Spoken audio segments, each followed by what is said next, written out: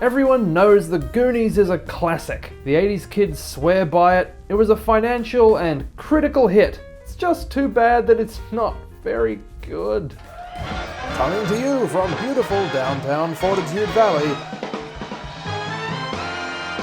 it's the Harry Gold Show, with your host, Harry Gold. Good evening, ladies and gentlemen, and welcome to the program. This week we're kicking off a new series I call Let's Relitigate, where we take a look back at yesterday's pop culture and see if it's all it's cracked up to be. This episode, let's relitigate The Goonies, or The 80s Kids Lied to Me. Spoiler alert for 35 years ago, not that there's really anything to spoil when you can predict the ending within the first 5 minutes. The Goonies is a 1985 adventure movie about a bunch of low-rent sprogs who go looking for pirate treasure under the secret hideout of some local mobsters. It was directed by Richard Donner, written by Christopher Columbus, and produced by Steven Spielberg. So how could you lose with the respective directors of the original Omen, the first two Harry Potter movies, and Jaws? Well, it turns out they're also the three chuckleheads responsible for Assassins, Pixels, and Kingdom of the Crystal Skull. I recently watched The Goonies for the first time. I've always heard people sing its praises, and it was a hit both commercially and critically. I went into this thing with pretty high hopes. I wasn't expecting some sort of Shakespeare by way of Indiana Jones, but I thought I was in for some solid fun. So we open on Robert Davi busting out of jail and driving off with Cypher from The Matrix, disguised as a guy you'd never guess was Cypher from The Matrix, as well as their mama, creatively named Mama. As the getaway car zips around town, it passes by all of our main characters one by one. So far so good. It's a cute device to introduce the cast in an energetic and entertaining way, thinks I, until the fat one abruptly vomits up a 4-letter word. "Excuse me, sir," says I to the movie. "I surely have misheard you, though for all the world it sounded like you just dropped an S-bomb in a movie for small children." "Ah, but you do not mishear," rejoins the movie, "for I am a relic of the 80s, a time when obliviously sprinkling wildly inappropriate content throughout your children's movies was the done thing. Note," continues the movie, "this extended sequence dedicated to reattaching the unmentionables to a statuette of Michelangelo's David, replete with little kiddies making sex jokes, and several totally necessary and definitely hilarious extreme close-ups. Observe also the continued inundation of profanities and blue humor peppered throughout this movie for children, starring children, with mass merchandising directed towards children. I found this jarring. It doesn't come across like it's deliberately pushing the envelope or even going for warts and all realism. Rather, it's reminiscent of a half-drunk peasant officially blundering into a room full of children, obliviously ignorant to the idea that perhaps this isn't the place to continue a detailed conversation about his favorite Ron Jeremy flick. Call me old-fashioned. I dare you. So, the kids we met in the intro, Baby Samwise, Short Round, Not Corey Haim, and Lard, as well as Sam's brother Thanos, get together for one last playdate before they all get evicted from their homes. At the heart of it, The Goonies has the same hackneyed plot you've seen a million times before, half of which are the complete library of Muppet movies, where Mr. Generic Rich Jerk, CEO of a one-dimensional villain corp, is forcibly stealing the beloved hovels from a bunch of noble slobs, so he can build a mall/golf course/country club on it, and the gallant wretches have to find a way to stop him. You know, I've never understood why land that's beyond worthless, which is why all these poverty-stricken slobs live there in the first place, is in such high demand in these movies. Why would a rich guy even want to put his expensive upmarket establishment in a slum? Also, how is it that these villains are somehow always able to strong-arm people out of their own property? If you're just a random homeowner in the burbs, Elon Musk doesn't get to just swoop in and say, "Mine now, suckers," no matter how many spaceship factories he'd like to build on top of your house. Well, clearly the writers of this movie didn't think too hard about the subject, so I guess I shouldn't either. While the kids are putzing around in the attic and trying not to cringe at Corey's positively porcine performance, they find a treasure map and regale the audience with the story of a pirate who was trapped in a cave with his treasure, and no one could get in or out. Even the characters in the movie ask, if no one could get in or out, how did the map to the treasure and the story of what happened to the pirates get out? The answer?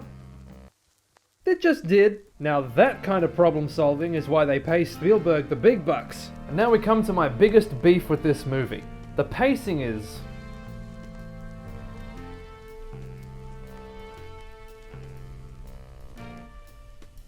awful. It feels like they left the whole first act on the cutting room floor. They dive into the main plot, going on a treasure hunt, absurdly abruptly. There's no real build-up or organic progression. They just suddenly find this priceless treasure map, conveniently in the main character's attic, and then they've all suddenly resolved to go get the treasure, and then suddenly they find the location where the treasure is hidden. Meanwhile, they gloss over all the details at light speed, like who are these people and why are they being evicted from their homes, which is the whole reason they go on this adventure in the first place. Or even that these kids are a group of misfits collectively nicknamed the Goonies, which is the reason for the title of the movie. It's touched on so briefly that if they'd called the movie anything else, like Hunt for the Pirate Treasure or Quest for a More Satisfying Movie-Going Experience, the sparsely placed references made to it later in the movie would just make no sense at all. Sick burn, bro. Don't you give me any nonsense about this being just a kids movie. That's a lazy justification for bad writing, or a bad justification for lazy writing.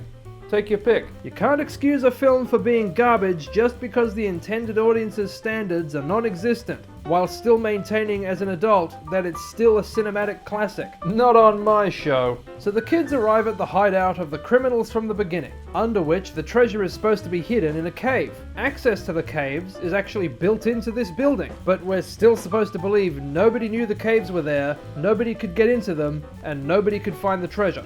The kids get into the caves, except for Chunk, who is not murdered by the mobsters for some reason, and locked in a room with a tall mutant called Sloth. The mobsters are mean to Sloth. Why? Because if they weren't, he wouldn't turn on them later and facilitate the closest thing this movie has to a twist, that's why. Despite being a bunch of juveniles, the Goonies survive a barrage of death traps from the Indiana Jones reject pile, which had already killed people who'd previously tried to find the treasure. People who had gotten into the caves even though no one knew the cave was there, nobody could get into the cave, and nobody could find the treasure. The kids even find their way into a grotto which leads up and out through a wishing well, which was somehow built without anyone noticing it leads down to the caves, because no one knew the cave was there, nobody could get into the cave, and nobody could find the treasure. Is it me? Am I the crazy one? With the mobsters in hot pursuit, the kids arrive at the pirate ship and pile in, which is somehow still intact after 400 years in a damp cave after a firefight with an English armada. But then the mobsters arrive and take the treasure. For some reason, the cutthroat organized crime family does not just kill the kids like any self-respecting gangster would, and they even have the gall to make one of them walk the plank, which, as anyone who's ever seen a pirate movie knows, is the only kind of execution with a 100% survival rate. Then Sloth and Chunk turn up, who apparently were able to breeze through all the death traps in a fraction of the time it took everybody else and help the kids escape. Meanwhile, the mobsters go set off a booby trap which the kids conveniently avoided. Not because they knew it was a booby trap, but just because. Causing a cave-in somehow. But how did they do that? What could a ragtag bunch of pirates, trapped in a cave with nothing but what they happen to have on them, possibly have jerry-rigged that could stay in perfect condition for 4 centuries and destroy an entire cave? For that matter, how did the pirates make all of these booby-trapped rooms and tunnels? We be trapped in a cave with no way out. But don't worry, boys. I remembered to pack a few spike traps and an excavator in the cargo hold. Now where did I put my skeleton piano? So everyone gets out of the cave at the last minute, including the bad guys, who are of course arrested by the police. They would have gotten away with it too if it weren't for those meddling kids. Nothing corny or cliched here. We meet all the characters' parents in the last 5 seconds of the movie, and once again I'm struck with the feeling that we're missing a chunk of the first act. Mikey's dad and Mr. Generic Rich Jerk from before have this altercation which is written like a payoff to a setup that never existed. They act like there's a personal beef between them, but we've seen the rich guy for all of 3 seconds up to now, and we've seen Mikey's dad precisely not at all. So when Dad triumphantly tears up the foreclosure papers, it has all the impact of getting crash-tackled by a housefly. Then Rosalita, the woman that Sean Astin's mother hired just a few hours earlier, finds a bag of jewels from the ship, and instead of keeping it for herself like a real human being would, because she has no reason to be loyal to these losers that she just met, she gives it all over to Team Goonies.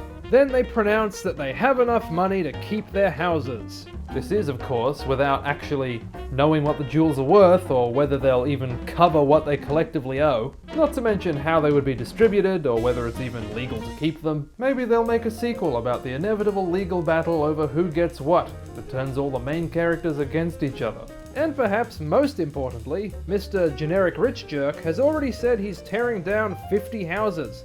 So minus the ones these families occupy, we're still quietly ignoring the other 45 households about to get a country club planted right on top of them. Just cause Porky Pig here got to meet his murderous criminal idol and save his own stuff from the one-dimensional non-villain. They also seem to be hinting at some sort of romantic thing between not Corey Haim and Barb from Stranger Things. A teenager and a prepubescent child. And we close on the gang watching a totally unseaworthy vessel somehow sailing off into the sunset, which is not a bad metaphor for this film's success. The ship is still absolutely loaded with riches, by the way. You could probably save the other 45 houses with all that, but who cares about them? So, The Goonies. The performances were good for the most part. Sean Astin was great value for money as usual, and Anne Ramsey was great too, but frankly, this movie was a disappointment. I'm pretty sure I spent more time watching it than Chris Columbus spent writing it. I'm genuinely bewildered as to why this is as highly regarded as it is. I know Spielberg can do this sort of thing better. He already has, in Indiana Jones 4.